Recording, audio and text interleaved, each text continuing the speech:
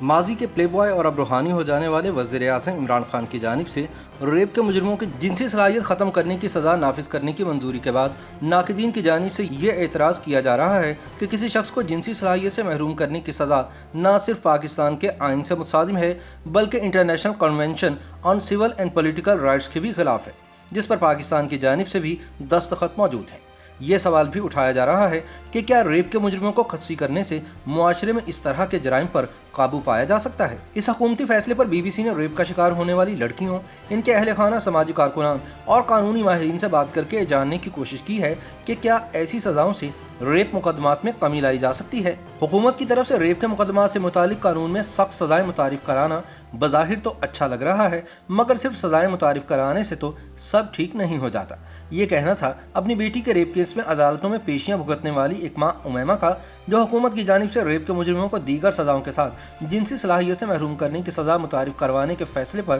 اپنا رد عمل دے رہی تھی۔ امیمہ نے عدالتوں میں زیر سماعت مقدمات میں انصاف کے نظام پر سوال اٹھاتے ہوئے کہا کہ سخت سزاؤں کے باوجود انصاف مل رہا ہے اور نہ ریپ کے مقدمات میں کمی دیکھنے کو آ رہی ہے۔ رواں برس ستمبر میں بی بی سی سے بات کرتے ہوئے امیمہ نے بتایا تھا کہ اس عرصے میں پولیس انہیں یہ باور کروانے کی کوششوں میں مصروف رہی کہ ان کی بیٹی کے ریپ کا کیس خاصا کمزور ہے۔ امیمہ کے مطابق ان کی بیٹی کو انہی کے خاندان کے ایک لڑکے نے 6 ماہ پہلے ریپ کیا تھا اور پھر وہی ملزم برادری والوں کو اپنی شادی ان کی بیٹی سے کروانے پر مجبور کرتا رہا، لیکن امیمہ اپنی بیٹی کے ساتھ ایسا ہرگز نہیں کرنا چاہتی۔ 6 سال کی عمر میں ریپ ہونے والی ایک لڑکی نے اپنے بارے میں لوگوں کے تبدیل رویے کے بارے میں بتایا کہ جب انہوں نے اپنے قریبی عزیز کے بارے میں انکشاف کیا تو ان کی بات پر یقین کرنے کو کوئی تیار نہیں تھا۔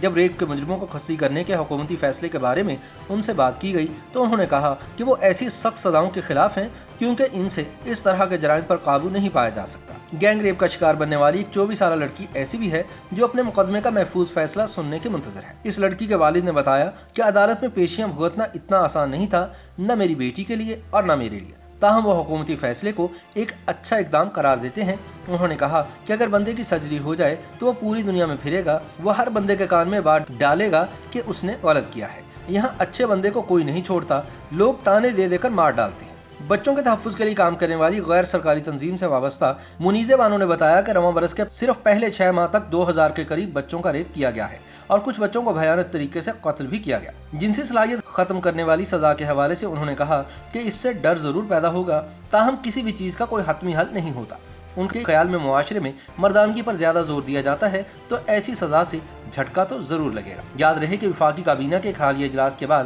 وفاقی وزیر اطلاعات سینیٹر شبلی فراز نے کہا تھا کہ وزیر اعظم عمران خان کو سندھ میں ایک ماں اور اس کے سامنے اس کی بچی کے ریپ کے مقدمے کی بے حد تکلیف ہے، جس کے بعد انہوں نے وزارت قانون کو یہ ہدایت دی تھی کہ ایک ایسا آرڈیننس لایا جائے تاکہ ریپ کے مجرمان عدالتوں سے نہ چھوٹ سکے اور اگر ان کو رہائی مل بھی جائے تو ان کو جنسی صلاحیت سے محروم کر دیا جائے۔ شبلی فراز کے مطابق کیمیکل کیسٹریشن کے علاوہ ان سخت سزاؤں میں سزائے موت کا قانون بھی شامل ہے۔ تاہم بچوں کے تحفظ کے ماہر ولیر خان کا کہنا ہے کہ برطانیہ سمیت دنیا کے کئی ممالک میں بھی مجرم کی مرضی کے بغیر اسے اسٹیرلائز نہیں کیا جاتا۔ کچھ ایسے عادی مجرم ہوتے ہیں جو خود اپنی اصلاح کے لیے یہ سزا تجویز کرتے ہیں کیونکہ وہ اس کے علاوہ اس جرم سے باز نہیں رہ سکتے۔ ولیر خان کے مطابق بظاہر پاکستان نے اس سزا کا تصور برادر مسلم ملک انڈونیشیا سے لیا ہے۔ ان کے مطابق ایسی سزائیں عادی مجرمان کو دی جاتی ہیں، لیکن اس کے لیے بھی کچھ شرائط پر عمل کرنا ضروری ہوتا ہے۔ خاص طور پر اس کے لیے میڈیکل ماہر کی رائے لینا ضروری ہوتی ہے کہ کسی کی صحت ایسی ہے کہ اسے انجیکشن کے ذریعے جنسی صلاحیت سے محروم کیا جا سکتا ہے یا نہیں۔ اس کے علاوہ نگرانی کا نظام بھی وضع کرنا ہوتا ہے